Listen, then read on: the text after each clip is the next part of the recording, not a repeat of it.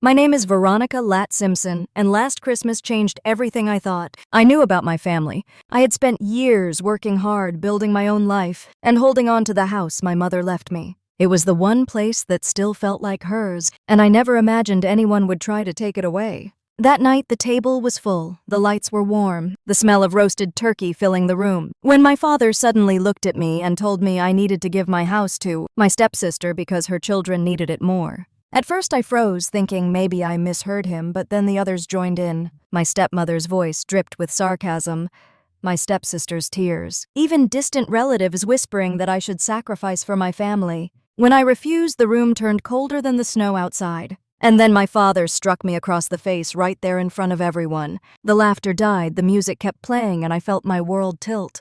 They thought they had cornered me, but they had no idea what was about to happen next. If you were me, what would you have done? The clinking of silverware against china filled the room, mixed with bursts of laughter and the scent of roasted turkey and cinnamon pies. Christmas dinner had always been a noisy affair in my father's house, but that night, there was something different under the glow of the string lights draped across the dining room. I felt it sitting there at the long oak table, a strange heaviness, like a storm brewing just behind the smiles and polished words. I was 27, the only daughter from my father's first marriage, and as I sat among the crowded faces of relatives' stepfamily and old neighbors invited in, I caught the way Linda, my stepmother, was watching me. Her eyes flicked from my plate to my dress to the tiny gold chain at my neck, as if measuring what she thought I had and what she believed she deserved. Beside her, Rachel, her daughter, barely 25, whispered something under her breath and laughed. I ignored it. I had gotten used to that kind of thing over the years. My father, Gregory, cleared his throat. He was 61 but carried himself as if he still had the authority of a man in his prime. His voice always commanded attention. He rose from his chair, holding his glass of red wine in his thick hand. Conversations hushed. Forks stopped midair. Everyone looked at him, and I did too, unsure what was about to come. I knew my father could be unpredictable, but I had not expected him to stand like that, eyes scanning the table, a faint flush spreading across his cheeks. He smiled briefly, but it was the kind of smile that carried weight rather than warmth. Then he spoke. Tonight is about family, about giving, about sacrifice. We all know that.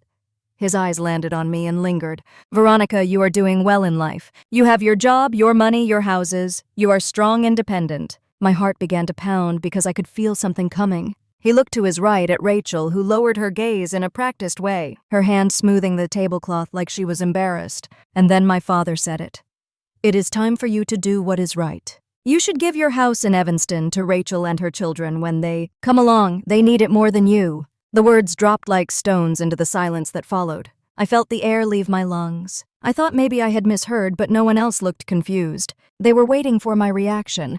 I stared at my father. That house was not just property, it was the last piece of my mother, Clara. She had died when I was 15, and she had left that house to me in her will. I had spent years holding on to it, caring for it, because it carried her presence. I opened my mouth, but no words came out at first. Around me, a cousin coughed nervously. My stepmother, Linda, lifted her wine glass, smirking as though this was the moment she had been waiting for. Rachel pressed a napkin to her lips, her eyes shining with staged vulnerability.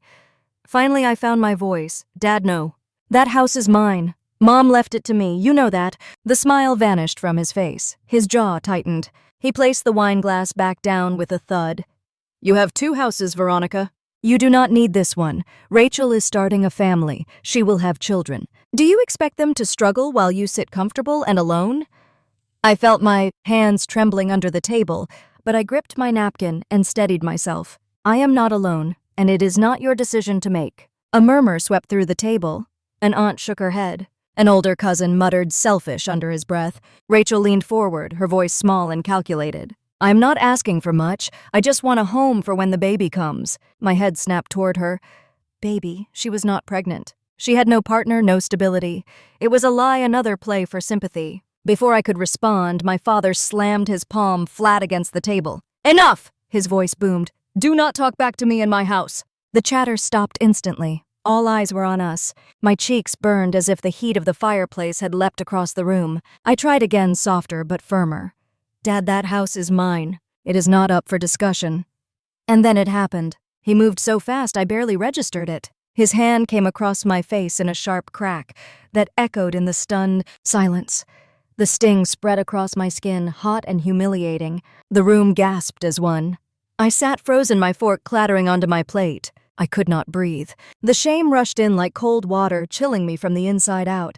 My father had never struck me in front of others, not like this, and he had chosen Christmas with everyone gathered to do it. From the corner of my eye, I saw Linda's lips curve upward, satisfaction flickering across her features. Rachel lowered her gaze again, but I caught the shadow of a smile. Around the table, people shifted uncomfortably, but no one spoke up for me. It felt as if I had been put on trial, judged guilty of selfishness, of being unmarried, of daring to hold on to something that was mine. My ears rang, my skin burned, my throat tightened. I thought of my mother, of her voice telling me to never let go of what was rightfully mine. Of the afternoons we had sat in that very house, the scent of her lavender perfume lingering in the air, sunlight pooling across the hardwood floors. And then I looked back at my father. His chest heaved with anger, his face red, his hand still hovering as though ready to strike again if I said another word. I lowered my gaze to my plate. The turkey sat untouched. The cranberry sauce glistened dark red under the lights. Everything looked unreal, as if I were outside my own body watching the scene play out. Inside, though, something shifted. The humiliation burned deep, but beneath it, a cold resolve began to form. I touched the side of my face lightly, feeling the sting, and I knew this night would not end the way they thought it would. The room remained silent, all eyes darting between me and my father, waiting for what I would do next. And in that silence, I began to gather myself, steadying my breath, the faintest edge of a plan stirring in my mind. Inside, though, something shifted. The humiliation burned deep, but beneath it, a cold resolve began to form. I touched the side of my face lightly, feeling the sting, and I knew this night would not end the way they thought it would. The room remained silent, all eyes darting between me and my father, waiting for what I would do next. And in that silence, I began to gather myself, steadying my breath, the faintest edge of a plan stirring in my mind. Then his voice cut through the tension, low and sharp. "Look at you, sitting there as if you are some kind of victim. Do you know how selfish you look right now, Veronica? Do you think anyone at this table feels sorry for you?" I lifted my head, my vision still swimming, but I met his eyes. His stare was hard, unyielding, a wall I had been trying to climb for years. Linda leaned forward, placing her hand over his, in a gesture that looked tender but carried a sting of triumph. She said softly but loud enough for everyone to hear, "She has always been this way, Greg. She never learned how to give. She never learned how to think about anyone but herself." A wave of whispers rippled through the relatives on both sides of the table. An aunt muttered something about me being spoiled. An uncle shifted uncomfortably, staring at his plate, as if the mashed potatoes might save him from speaking. Rachel dabbed her eyes with a napkin, pretending to cry. Her voice trembled, almost perfectly rehearsed. "I am not asking for riches. I just want a home. A place where my children will be safe." Her children. There were none. There was no husband, no fiancé, not even a boyfriend that anyone had seen. But the words hung heavy, creating sympathy in the hearts of those too willing to believe her. My father slammed his palm on the table again, making the silverware jump. "Enough of this. Veronica, you will do the right thing. You will sign over that house. And if you refuse, then do not call me your father anymore." The air thickened. It was as though the walls of the dining room had closed in on me. The string lights above seemed to buzz louder, the smell of roasted turkey turning sour in my nose. For a moment I thought of staying silent, of swallowing it all, of avoiding the storm that was clearly about to break. But then, the image of my mother's handwriting on the will flashed before me. Her words, her wishes, her love etched into paper so that even after her death, she could protect me. I steadied myself, pressing my palms into my lap. My voice was quiet, but every word was deliberate. "That house is mine. It belongs to me. Mom left it to me because she knew I would honor it. And I will not let anyone take it away." Gasps rose around the table. Someone whispered stubborn. Someone else hissed she should be ashamed. Linda shook her head, her eyes cold. "She is 30 and still single. What kind of woman clings to a house like it is her husband? She should be ashamed of herself." Laughter broke out from one of my cousins, quickly smothered when he caught my glare. Rachel leaned toward me, her voice dripping with false innocence. "You could at least share. Do you really want me and my children on the street while you sit alone in your fancy apartment in Chicago?" My chest tightened. The lie about children again, used like a knife, twisting deeper into my humiliation. I looked at my father, hoping for some flicker of the man who had once walked me to school, who had clapped the loudest at my college graduation. But his face was set hard as stone. "You disgrace me, Veronica. Do you think I raised you to be selfish? Do you think this is what your mother would have wanted? The mention of my mother's name from his lips felt like another slap. Heat rushed to my face. My fingers curled tightly against my napkin until it tore. I tried to breathe, but the air was heavy, pressing down on me, filled with judgment and disdain. No one came to my defense. Not Uncle Robert, who glanced at me with pity but said nothing. Not my cousins, who averted their eyes. Not even the neighbors, who avoided looking at me entirely. It was clear. In this room, I was alone. My father's voice grew louder. If you cannot do this small thing for your family, then you are no daughter of mine. The finality of those words struck me harder than his hand had. I stared at him, my heart pounding, every muscle in my body tense. The man I once thought I could rely on had just disowned me over a lie, over greed, over the manipulation of a woman who had never cared for me. My cheeks still burned from the slap. My ears still rang from his words. And in that moment, humiliation turned to steel. I did not answer him. Because deep inside, I knew something he did not. This was not over. And as the clatter of dishes returned to the table and conversations rose awkwardly around me, I sat still silent, waiting, letting the storm settle inside me until the time came to unleash it. This was not over. And as the clatter of dishes returned to the table and conversations rose awkwardly around me, I sat still silent, waiting, letting the storm settle inside me until the time came to unleash it. My eyes drifted to the Christmas tree standing in the corner of the living room, visible through the wide doorway. Its lights blinked steadily red and green, casting a soft glow on the wrapped boxes beneath it. I remembered when that tree used to be a symbol of warmth and comfort. My mother loved Christmas. She used to bake sugar cookies in the shape of stars and let me decorate them, with frosting that always ended up too thick on one side and too thin on the other. She would hum old carols while stringing popcorn garlands, her laugh carrying through the whole house. The memory pressed in on me with sudden force. I saw her hands smoothing the hem of the red tablecloth she always used, the one with gold stitching that she said made the whole room feel special. That same tablecloth now lay across this table, but the warmth was gone. Linda had claimed it after she married my father, like she claimed everything else that had belonged to my mother. I closed my eyes for a moment, trying to hold on to the sound of my mother's voice. She had been a teacher in Evanston, firm but kind, loved by her students. At home, she was gentle but never weak. She had told me once when I was 12, sitting on the porch as the sun set, that one day people might try to take what was mine, and I had to be ready to fight for it. She had said it with that calm certainty that only mothers have, as if she could already see the future and wanted to arm me with her strength. When she died in 2012, I was only 15. The world cracked open beneath me, but in the will she left behind, she made one thing clear. The house in Evanston was mine. Not my father's, not anyone else's, mine. She knew it would be the anchor I would need. I had clung to that house for years, keeping it exactly the way she had loved it. The pale blue shutters, the rose bushes in the front yard, the wooden rocking chair on the porch. Even when I moved into my apartment in Chicago for work, I drove back every weekend to tend to the place. That house was my mother's voice, her hands, her memory. And now, sitting at this table with strangers who shared my blood only by marriage, hearing them laugh and whisper about how I should give it away, I felt the ache of betrayal sharpen into something else. I opened my eyes. The room had shifted back into its strained rhythm. Someone passed the gravy. Someone else commented about the snow that had started to fall outside. The world moved on, pretending nothing had happened, but my cheeks still throbbed and my heart still pounded. Rachel sniffled beside Linda, playing her role as the innocent daughter in need. Linda stroked her hair as though she were a child, her gaze sliding toward me with victory painted clear across her face. My father sat rigid, drinking from his glass, pretending his decree had already been carried out. I swallowed hard and forced myself to sit straighter.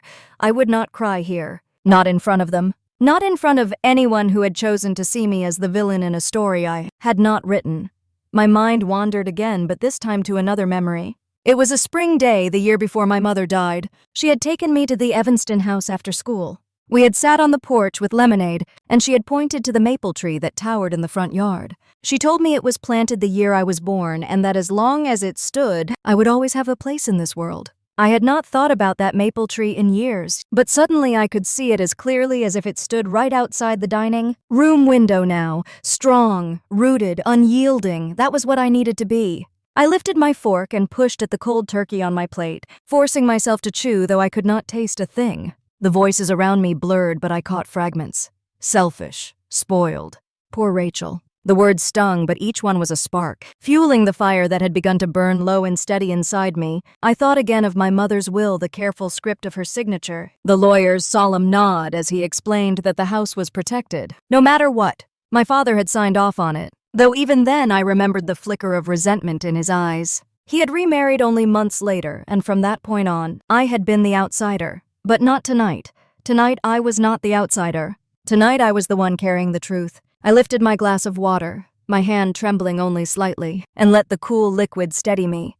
I glanced once more around the table, cousins pretending to be absorbed in their food, neighbors avoiding my gaze, relatives shifting uncomfortably in their seats. No one here would stand for me. No one would remind my father of the promises he had once made to my mother. That did not matter. I would stand for myself. The Christmas lights blinked again, their glow steady, almost mocking. The house buzzed with conversation, but beneath it all was the echo of my mother's voice, strong and certain, telling me to fight. And I knew I would. For the first time that night, I let myself breathe deeply. The humiliation still burned, but I wrapped it tight, storing it away. It would become my armor. It would become the strength I would need for what was coming. The storm inside me was no longer just forming, it was ready. I placed my glass back on the table with care and looked at my father, who did not look back. And in that moment I decided that every word, every slap, every sneer would be answered.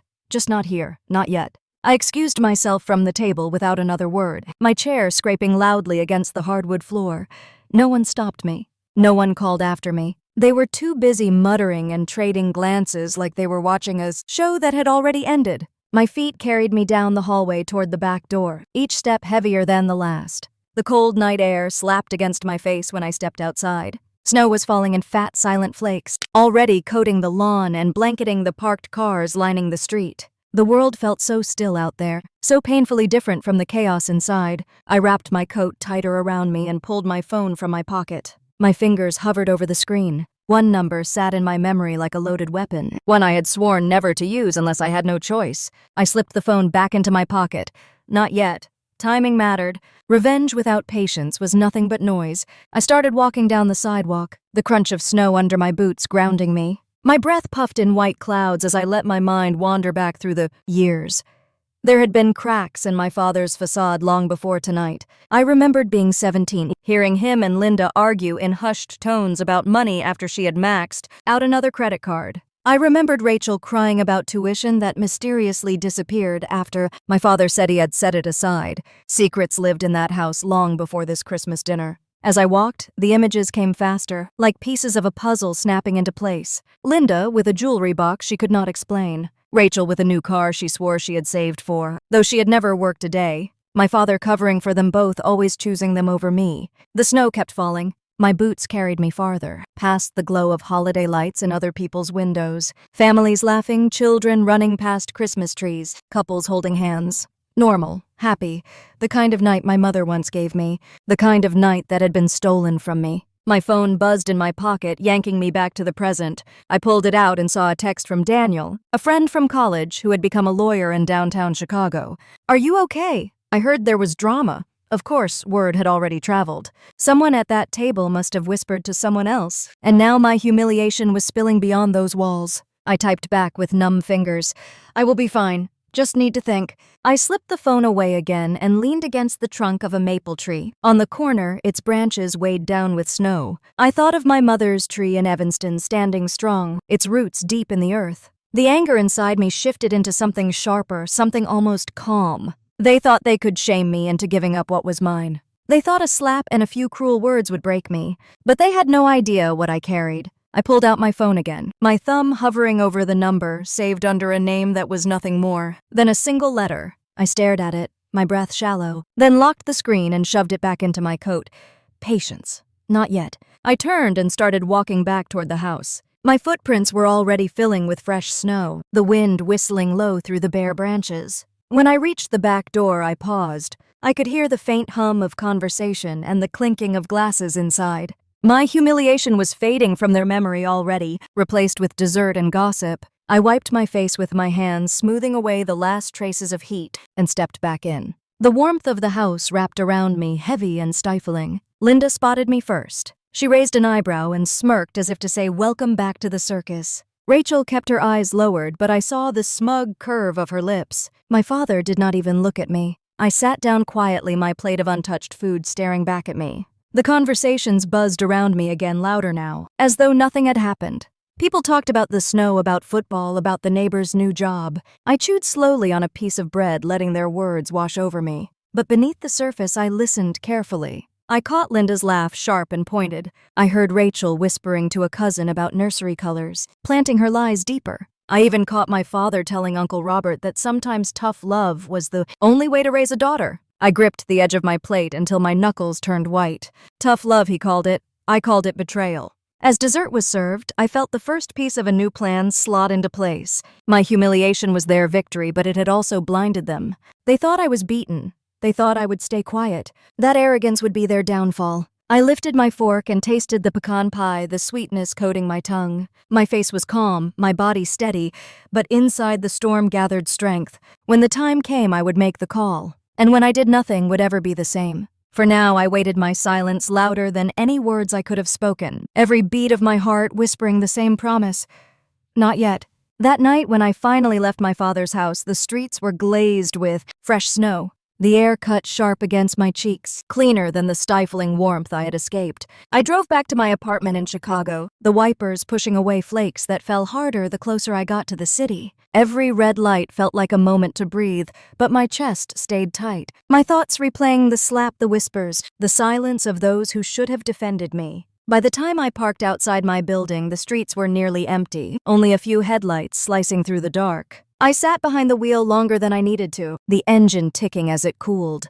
I wanted to cry, but the tears would not come. Instead, I sat in stillness, gripping the steering wheel until my fingers ached. Inside my apartment, I kicked off my boots and wrapped myself in a blanket, curling into the corner of the couch. The silence of the room was almost too much after the chaos of the evening. My phone buzzed again with messages from cousins, some apologizing half-heartedly, others asking if I was really going to keep the house for myself. I set it face down on the coffee table and refused to answer. Sleep came in fragments that night. I dreamed of my mother's voice, of the maple tree outside the Evanston house, of my father's eyes hard with disappointment. I woke at dawn with my throat tight and my pillow damp. I made coffee strong enough to steady me, then sat at the small kitchen table, staring out the window at the icy street below. I thought about calling Daniel, the lawyer who had texted me, but something stopped me, not right now. Instead, I opened the drawer where I kept a folder of documents my mother had left behind.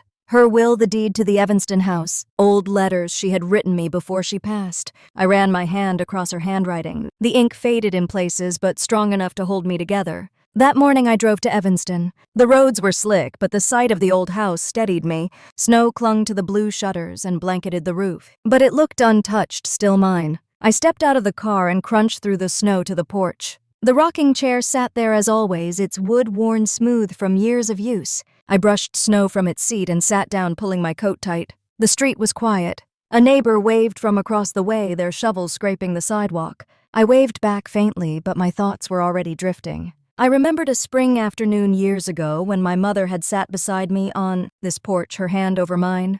She told me not to let anyone decide my worth. She told me to listen more than I spoke and to never show my hand too soon. She knew my father could be controlling. She had warned me gently, never speaking badly of him, but planting seeds of strength in me. Her voice stayed with me now, carrying on the crisp winter air. I went inside the house and walked slowly from room to room. The living room still smelled faintly of cedar, the floors polished though they had not seen a gathering in years. The kitchen counters held the faintest etching from years of cooking, little scars of memory I could never erase. Upstairs, the bedroom window overlooked the maple tree, its bare branches etched against the sky. I sat on the bed and let the memories rise. The holidays when Mom strung popcorn garlands, the evenings when she read to me before sleep, the way she always reminded me that a home was more than walls. It was where love lived.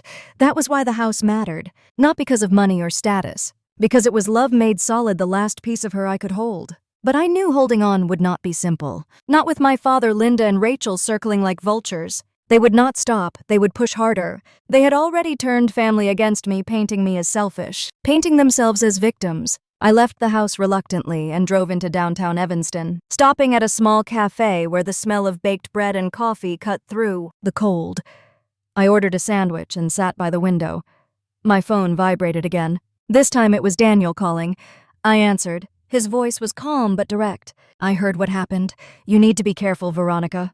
They will try to pressure you, maybe even legally. Do you have all your paperwork? I told him yes, I had everything. My mother's will was ironclad. Good, he said. Because people like Linda do not stop at shame. They find ways to twist the law if you let them. I hung up and stared out the window, watching people hurry along the sidewalks bundled against the cold. Daniel was right. This was not just about humiliation anymore. It was about power, and I needed to be ready. On the drive back to Chicago, I thought about the Christmas dinner again. The way Rachel had whispered about children, as if speaking them into existence would make her more deserving. The way Linda had called me a disgrace. The way my father had struck me without hesitation. The pieces of their game were clear now. Rachel wanted security. Linda wanted control. My father wanted obedience. And I was the obstacle in all of it. Back in my apartment, I opened my laptop and began searching. Public records, financial slips, old court filings. I did not know what I would find, but I knew there were cracks somewhere. My gut told me Linda's perfect image was only a mask.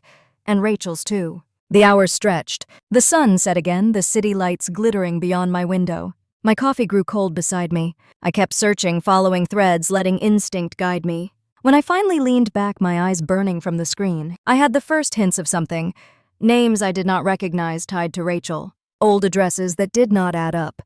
A faint trail that smelled like fraud. I closed the laptop and sat in the quiet. My heart pounded steady. This was only the beginning.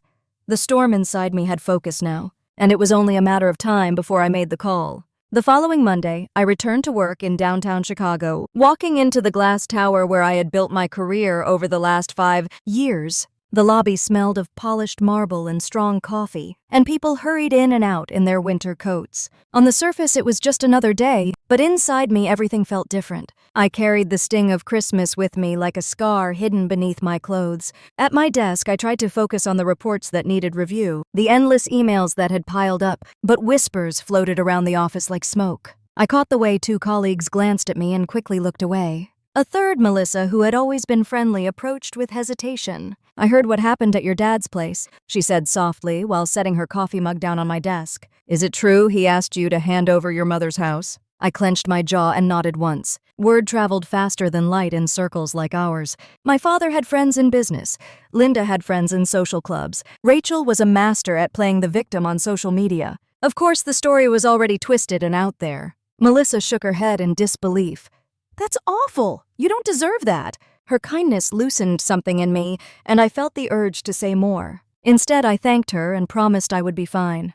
But as she walked away, I realized that the whispers at work mirrored the whispers at the dinner table. My father's narrative was spreading, painting me as the selfish daughter. Later that day, I sat in a meeting with Daniel, not the lawyer, but my colleague from finance. He was presenting numbers to the team, but halfway through, he glanced at me with concern. Afterward, he pulled me aside. I don't want to pry, he said, but if you need support, I've got a contact who deals with these kinds of disputes.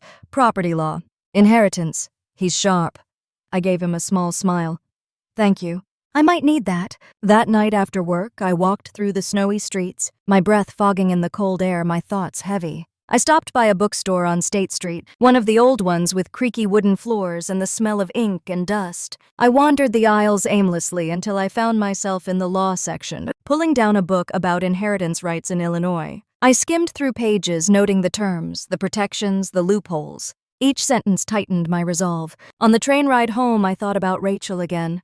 Her crocodile tears. Her claims about children that didn't exist. The more I replayed it, the more convinced I became that she and Linda were planning something bigger. They had used Christmas dinner as their stage, but I suspected the performance had been rehearsed long before. Back in my apartment, I sat at my kitchen table with the laptop open again. I dug deeper into public records tracing Rachel's history. I found her name linked to an address in Milwaukee that had been raided for fraud in 2019. I found Linda connected to a man's business in Naperville, a man who had filed for bankruptcy under suspicious circumstances. My stomach twisted.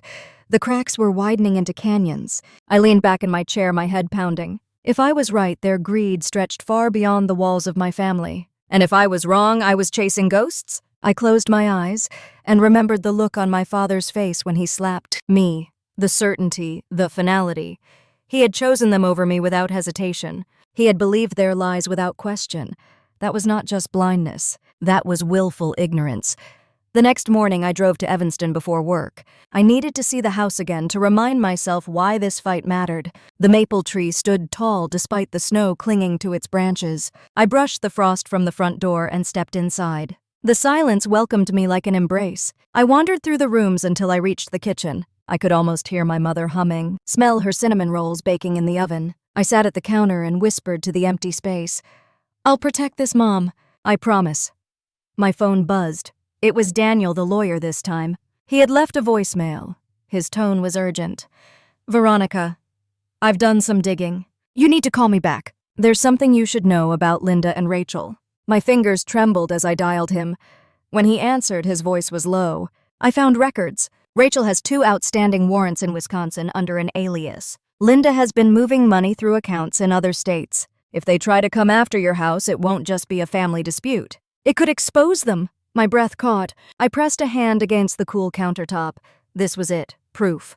The storm inside me surged, but for the first time it felt like the wind was at my back. Daniel continued, "You need to be careful. If they realize you know this, they might push harder. But it also means you have leverage. Leverage." The word echoed in my mind long after the call ended. I walked through the house one more time before leaving, touching the banister, the walls, the frames of doors that had held me steady through childhood. Each step reminded me that this was more than property. This was memory legacy blood. As I locked the door behind me, snowflakes swirled in the air, soft against my face. The street was quiet, but inside me the storm roared. I had leverage now, and soon I would decide how to use it. The chance came faster than I expected. My father called that weekend, his voice thick with authority, as if the humiliation he dealt me on Christmas was just a warm-up. He told me there would be another family gathering at the house in Wilmette, and I was expected to attend. His words were clipped final, the kind that carried no room for argument. I could have refused, but something in me knew this was the moment to walk straight into the fire. When I arrived, the driveway was already crowded with cars. Snow crunched under my boots as I walked up to the door, my chest tight but my steps steady. Inside, the house buzzed with voices, laughter that felt rehearsed, the clinking of glasses. The scent of roast beef and baked potatoes hung heavy in the air. Linda spotted me first. She wore pearls at her throat and a dress too extravagant for a simple family. "Dinner." She offered a smile that did not reach her eyes. "Veronica, you came. How lovely." Rachel stood beside her, her hand resting lightly on her stomach, the performance continuing. She spoke with mock sweetness. "I was beginning to think you might be too busy to be with family." I ignored the jab and hung my coat on the rack. My father entered, then his presence filling the space like a shadow. He greeted the others warmly, but when his gaze fell on me, his eyes hardened. We sat down around the table, the same oak table where he had struck me days earlier. My heart thudded as I lowered myself into my chair, but I refused to shrink. Conversation flowed, but it was tense, sharp beneath the surface. I chewed slowly, listening, measuring, waiting. Halfway through the meal, my father set his fork down. He cleared his throat, the signal for attention. "I want to revisit what we spoke about on Christmas," he said, his voice even but commanding. "It is time we resolved this matter." Linda folded her hands gracefully, as if she were some kind of saint mediating peace. Rachel lowered her gaze again, her lips trembling as if tears hovered just behind them. I took a deep breath. "The house is not up for discussion." The words dropped like stones into water. Silence spread. Then Linda leaned forward, her voice smooth.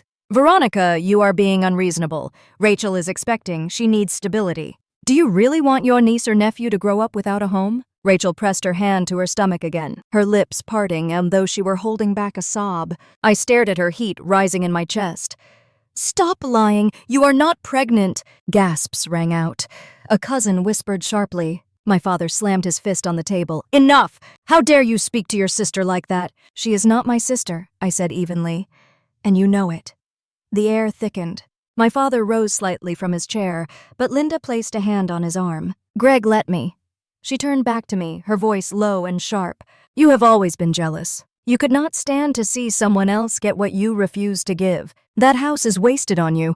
My hand tightened on my napkin. I thought of Daniel's voice on the phone telling me about the warrants, the accounts, the lies. I thought of the files I had saved, the proof I now carried. The storm inside me surged, but I kept my face calm. My father pointed a finger at me. "You will do as I say. Either you sign the house over to Rachel, or you can leave this family forever." I rose from my chair slowly, my pulse pounding in my ears. Everyone watched, waiting for me to break, waiting for me to bow, but I didn't. I stood tall, steady, and for the first time I smiled. "If that is how you see me, fine." The words cut through the silence. Confusion rippled across the table. Linda's brow furrowed. Rachel blinked rapidly. My father scowled, unsure. I reached into my pocket and pulled out my phone. My fingers did not tremble this time. I scrolled to the single number saved under that lone letter. I pressed it and lifted the phone to my ear. The room went still. The only sound was the hum of the furnace, the faint clinking of silverware being set down nervously. "Hello?" I said quietly into the phone. "It is time." I ended the call and slipped the phone back into my pocket. Then I looked around the table. Faces stared at me in confusion, in fear and disbelief. Rachel whispered, "Who did you call?" I did not answer. I only smiled again, the storm in my chest finally beginning to break free. The minutes stretched, each one thick with tension. Conversation faltered. My father demanded to know what game I was playing, but I stayed silent, my eyes fixed on the front door. 15 minutes later, the doorbell rang. The sound sliced through the heavy silence like a blade. Every head at the table jerked toward the foyer. My father frowned, his hand tightening around his glass. Linda's painted smile faltered. Rachel's fingers dug into her napkin until the fabric twisted in her lap. No one moved at first. The chime echoed again, louder this time, pressing against the walls of the house. Finally, my father pushed back his chair, the legs scraping sharply against the floor. He muttered under his breath and strode toward the door. I stayed standing, my pulse steady, my eyes locked on the entrance. The door opened and 2 men stepped inside, brushing snow from their shoulders. One wore a heavy wool coat, a leather briefcase in hand, his expression firm and professional. The other wore a navy jacket with the badge of Cook County clipped to his belt, his presence quiet but commanding. The room stilled. My father blinked, his face paling as recognition flickered across his features. "Good evening, sir," the man with the badge said, his voice calm. "I am Officer James. This is Attorney Whitaker. We have business here tonight." Murmurs rippled across the table. My aunt set down her fork with a clatter. A cousin whispered sharply, demanding to know what was happening. Linda stood, her pearls trembling at her throat. "What is the meaning of this? Who are you to come barging into our home on Christmas week?" Whitaker opened his briefcase and withdrew a thick folder. His tone was even. "We are here on official business regarding financial fraud and ongoing investigations tied to this household. We have evidence that needs to be addressed immediately." Rachel's face drained of color. She looked at her mother, her lips parting as if words might save her, but none came. My father turned toward me, his face red with fury, his voice low and sharp. "What did you do?" I didn't move. I didn't answer. I only met his stare with the calm I had fought so hard to build. Officer James stepped forward. "We have records linking Rachel Whitmore, also known under 2 other aliases, to outstanding warrants in Wisconsin. There is also evidence of financial accounts in Linda's name connected to fraudulent transfers through Naperville and Milwaukee." Gasps filled the room. A fork clattered to the floor. My uncle muttered a curse under his breath. Rachel shook her head wildly, her voice breaking. "That's not true. I don't know what you're talking about." But Whitaker set the documents on the table, sliding them toward her. Bank statements, copies of IDs under different names, receipts for wire transfers. Each page fell like a hammer. Linda stepped forward, her voice rising in pitch. "This is a mistake. These are fabricated. You cannot come into my home and accuse me without proof." Whitaker looked directly at her, his eyes cold. "The proof is right here, and the accounts are still active." My father swayed slightly, gripping the back of his chair for support. His face had gone from red to a sickly shade of gray. His eyes darted between Rachel and the files on the table. I spoke then, my voice low but clear. "You wanted to shame me. You wanted to take what was mine. But here's the truth."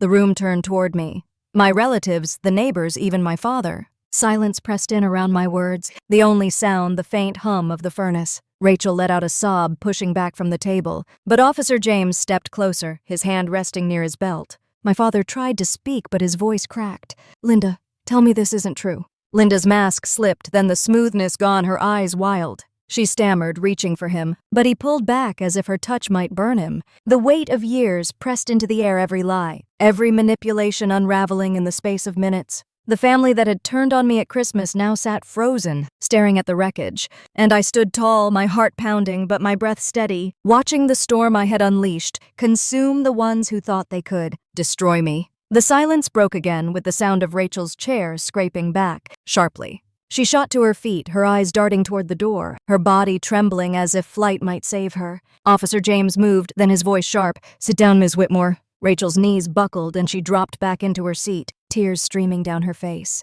My father's hand shook as he reached for his glass again, but he missed it, his fingers fumbling against the table. His chest heaved, his mouth opening and closing like he had no words left. Linda clutched her pearls, her face twisted in a grimace that looked nothing like the polished mask she had worn for years. And all I could do was stand there steady, the sting of Christmas dinner burning away into something colder, sharper, final.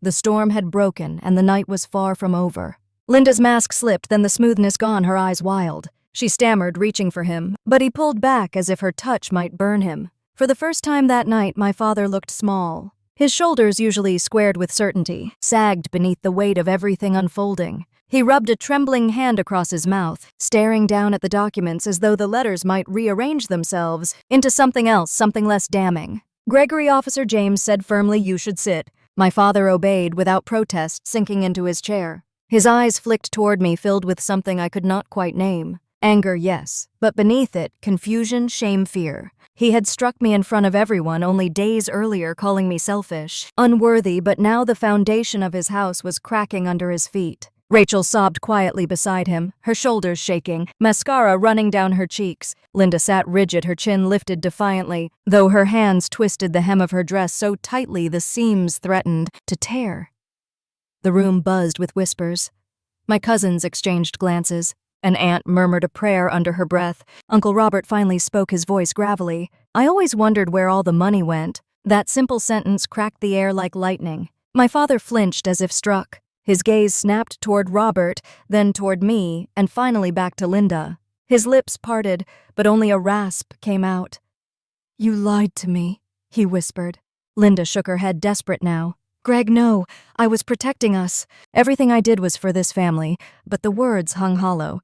Even Rachel seemed to hear the emptiness in them, her sobs slowing, her eyes darting wildly around the table. I stood silently watching. Part of me wanted to scream, to demand an apology, to throw every insult they had hurled back in their faces. But another part of me knew that silence was stronger. My presence, steady and unyielding, spoke louder than any words I could say. My father finally turned to me, his voice breaking. "Veronica, did you know?" I met his eyes. I nodded once. The betrayal on his face deepened, but not at me, at himself, at the truth he had refused to see. The room seemed to collapse inward. Forks and knives lay forgotten on plates. The fire crackled in the hearth, but gave no warmth. Every person there knew the story had changed. The selfish daughter was no longer the villain. The lines had shifted. Linda tried one last time, her voice rising. "This is a setup. She planned this. She called them here to ruin us." All eyes turned to me. I held their stares, calm, deliberate. I did not deny it, because it was true. My father's hands pressed against the table as if to push himself up, but he stopped halfway. His face was pale, his breathing uneven. He leaned back slowly, his eyes glassy, and for the first time in my life, he looked at me not as an obstacle, not as a disappointment, but as if he finally saw me. His lips parted, and in a hoarse whisper, he said the words I never thought I would hear. I was wrong. It wasn't an apology, not fully, but it was the first crack in the armor he had built around himself. The silence that followed was heavy, almost unbearable. The kind of silence where truth settles sharp and unmovable. I looked around the table at the faces that had mocked me, doubted me, judged me. Their eyes darted away now, filled with unease, some even shame. I let the silence stretch until it became its own judgment. Then I turned back to my father, steady waiting. My father's eyes glistened, though no tears fell. His hands shook on the table, and when he finally lowered his gaze, I knew he had nothing left to fight with. I turned, picked up my coat, and slipped it over my shoulders. The room remained frozen as I walked toward the door. The only sound was the soft creak of the floor beneath my steps. At the threshold, I paused. I looked back just once, my voice calm but cutting through the silence. "You wanted to see me fall. Instead, you watched yourselves collapse." Then I opened the door and stepped into the night. The snow was still falling, quiet and endless, softening the world in a way that felt almost merciful compared to what I had left behind. I walked down the steps, the wind biting my cheeks, but the sting did not bother me. For the first time in years, I felt strangely free. My boots crunched into the fresh layer of snow as I moved toward my car. My breath came in steady clouds, each one reminding me I was alive, standing, unbroken. Behind me, the house that had once been a fortress of power and tradition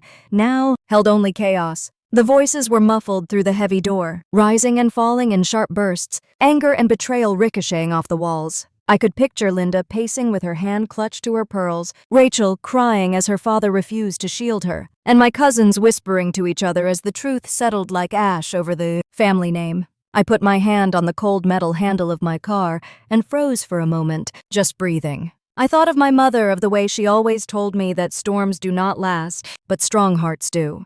I had carried her words all these years without even realizing it. Tonight they had carried me. I slid into the driver's seat, shut the door, and sat there in silence. The hum of the engine filled the space when I turned the key, a steady rhythm that grounded me. The windshield wipers swiped across, clearing the glass of snowflakes, giving me back a view of the street ahead. Maple trees lined the road, their branches weighed down with white, stretching high as if to guard the night. As I drove away, the red glow of the taillights painted a faint trail on the snow. I kept my eyes on this road, but in the corner of my mind, memories flickered. My father teaching me to ride a bike in this very neighborhood. My mother reading to me in that old house. Linda arriving years later with a smile that never reached her eyes. Rachel borrowing my sweaters and returning them stained, never apologizing. Each memory stitched into the tapestry of how I had come to this night. At the first stoplight, I gripped the steering wheel tightly and whispered to myself, "It's over." It had to be said aloud because I had doubted this moment would ever come. The drive home felt different. The city was quiet, holiday lights still twinkling on porches, wreaths hanging heavy with snow. People inside their homes laughed and drank cocoa, while mine had ended in humiliation and truth. But I reminded myself it was not a shame I carried out of that door. It was dignity, and sometimes dignity is louder when it leaves quietly. When I parked in front of my mother's house, the house that had been at the center of the storm, I sat for a while staring at its familiar windows. The porch light cast a soft glow on the snow-covered steps. I thought of how close I had come to losing it, how willing they had been to strip it away, as if it were nothing more than property. But to me it was memory, love, legacy. And tonight I defended it with everything I had. I stepped inside, hung up my coat, and stood still in the living room. The scent of old pine from the tree lingered, the decorations I had hung myself still glowing gently. I traced my fingers over a framed photo of my mother on the mantel, her smile forever frozen in a moment that felt like peace. I spoke softly into the empty room. "I kept it, Mom." They tried, but I kept it. My voice broke a little, but I smiled through it. As the clock ticked past midnight, I curled up on the couch, pulling a blanket over my lap. The storm outside eased the snow, slowing into a gentle drizzle. I thought of my father, of the moment his eyes finally shifted from anger to shame, and I wondered if he would ever admit it again out loud. Maybe not, but I no longer needed him to, because tonight proved something more important. That no matter how loud betrayal roars, truth has a way of silencing it. And as I drifted into sleep, one thought anchored me. I had not just survived. I had won without raising my voice, without losing myself. Now I want to ask you, if it were you at that table, would you have stayed quiet like I did, letting the truth speak for itself? Or would you have fought fire with fire? Share your thoughts in the comments. Let me know what you would have done. And if this story moved you, please like and subscribe so you don't miss what comes next. The night was still, the house warm, and for the first time in a long time, I felt at peace.